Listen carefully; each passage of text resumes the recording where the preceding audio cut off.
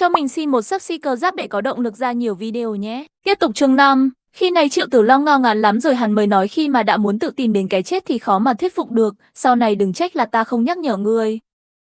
Diệp Thanh gãi gãi đầu rồi nói có gì mình sẽ tự chịu.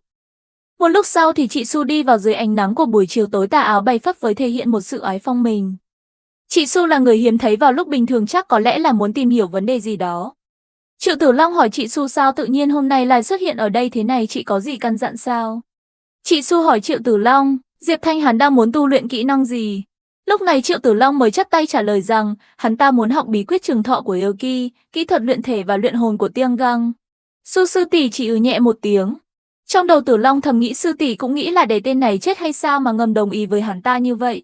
Đột nhiên sư tỷ lại nói, khi nào hắn ta luyện xong thì hãy bảo đến tìm ta. Tử Long lại đưa tay lên trán suy nghĩ Su sư tỷ có mối quan hệ gì đó với tên Diệp Thanh này sao? Đang ngẩn ngơ thì bỗng nhiên có một luồng sức mạnh ở đâu phát ra. Triệu Tử Long ngạc nhiên thốt lên rằng tại sao tên này có thể đột phá nhanh như vậy được, hắn không phải người bình mà. Diệp Thanh cầm kỹ năng mà đắc ý cười, cơ thể của mình rất mạnh, chỉ cần đọc công pháp một lần đã có thể thành thạo rồi.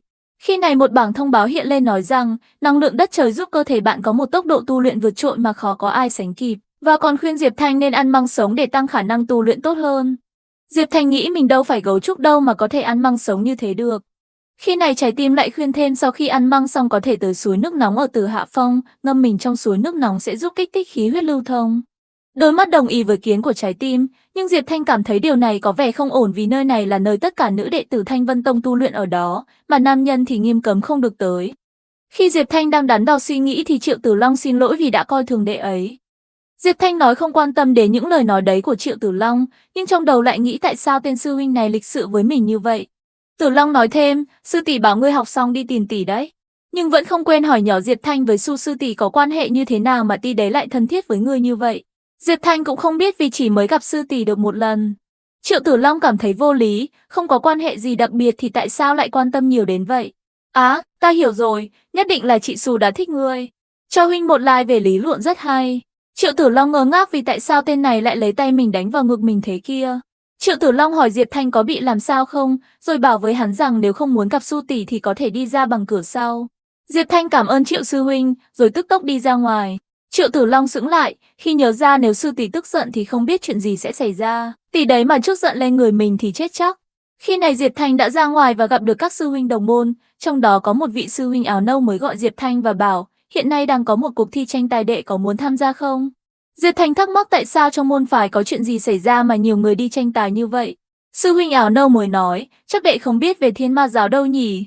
Diệp Thanh nói rằng, mình có biết sơ sơ về Thiên Ma giáo, hình như là ở gần Thanh Vân Môn thì phải, rồi lại nói tiếp, chả nhẽ xác có đánh nhau to hay sao? Sư huynh áo nâu lại giải thích cho Diệp Thanh hiểu, gần đây giáo phái của chúng ta và họ xảy ra một cuộc xung đột khá lớn, vì một mạch đá linh hồn mới được phát hiện ra. Vì thế hai giáo phái quyết định dành ra một cuộc thi cho tân binh, thời gian là 3 tháng sau, nếu có thể chiến thắng sẽ được trưởng lão khen thưởng, mà lần này vị trí thứ nhất sẽ đích thân Su sư tỷ khen thưởng. Sư huynh lại hỏi Diệp Thanh có muốn tham gia không? Mặc dù rất muốn tham gia nhưng Diệp Thanh còn có chuyện quan trọng hơn, đó là lên Từ Hạ Phong. Diệp Thanh nói mình cũng muốn tham gia nhưng mà hiện nay mình có yếu kém nên muốn về chuẩn bị luyện tập thật tốt thì mới có thể tham gia được. Khi này Diệp Thanh đang trên đường lên Từ Hạ Phong thì cơ quan đầu lão của anh muốn anh dừng lại, vì lên đó có thể sẽ bị đánh chết. Nhưng đôi chân không nghe lời và vẫn quyết định tiến về phía trước. Khi này đã lên gần tới rồi, chỉ cần vượt qua cánh cổng kia là vào tới Từ Hạ Phong. Diệp Thanh trông có vẻ rất là sợ hãi. Trái tim lúc này cảm thấy Diệp Thanh quá rụt rè nên quyết định giúp sức một chút. Tay và chân của cơ thể cũng muốn giúp đỡ một chút nên đã tăng thêm hào quang sức mạnh cho Diệp Thanh, để anh ta không bị vòng tròn ma thuật nhìn thấu suy nghĩ. Cuối cùng thì Diệp Thanh cũng quyết định đi vào bên trong, anh ta đưa tay thử vào xem có chuyện gì nguy hiểm không. Một lúc sau thì cũng đã vào bên trong, khi này trông Diệp Thanh có vẻ lén la lén lút. Hai tay anh ta cầm hai cái cây nhỏ để làm cái che chắn cho mình, nhưng thế ngồi của anh ta thì trông có vẻ hơi buồn cười một chút. Nhưng không, các cơ quan trên cơ thể của anh quyết định, không việc gì phải lén lút như thế, cứ hiên ngang lên mà đi. Diệp Thanh muốn phản kháng nhưng không được, anh ta nghĩ các cơ quan trên người mình muốn giết chết mình hay sao mà lại nghênh ngang như thế này, trong khi đó mình đang đi ăn trộm chứ có phải đi dã ngoại đâu. Đi được một hồi thì anh ta cũng đứng lại, vì trước mắt anh ấy là cả một rừng trúc màu tím.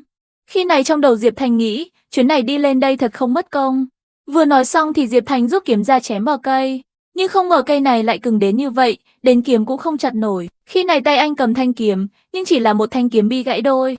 Diệp Thanh quyết định dùng sức mạnh của tay để có thể lấy được măng. Diệp Thanh dồn sức mạnh vào cánh tay và bắt đầu chuẩn bị nhổ chúng lên. Thì ra sức mạnh của cánh tay này cũng khá tốt đấy chứ. Mới chỉ nhổ nhẹ một cái thì anh đã dễ dàng nhấc nó lên khỏi mặt đất rồi. Lúc này những gốc măng tím đã hiện lên trên mặt đất. Diệp Thanh dùng tay đào liên tục. Vừa đào anh ta vừa ngoái đầu nhìn đi nhìn lại xem có ai phát hiện ra mình không.